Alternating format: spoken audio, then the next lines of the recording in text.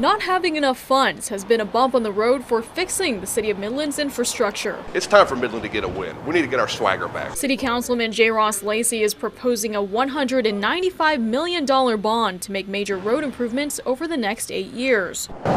Last year, a study showed that 30% of the city's roads were rated in a state of disrepair, meaning they'd have to be rebuilt completely. I'm confident that we've got a plan in place that's 100% transparent, shows accountability, and shows the taxpayers a return on their investment. Because this is an investment in our future. It's an investment in Midland. The breakdown of the cost puts 63% of that $195 million to Midland roads, 24% to utilities, 6% to engineering and consulting, and 7% on ADA compliance. The bond would raise property taxes by 4 cents for every $100 million issued. This means the property tax rate would go from 40 to 48 cents if it gets approved. When we've gone out to the voters, we've seen with the 4B campaign, they said, fix my roads. That's been the narrative the last 2 years in this community is everybody wants their roads fixed. Be careful what you ask for because you might actually get it. Although the numbers aren't concrete yet, the City Council plans to meet again to discuss the budget and the property tax rate before making a decision. If they approve the bond, they can take it to an election in November. This is not an issue that's happened overnight. No one needs to be reminded of the deteriorating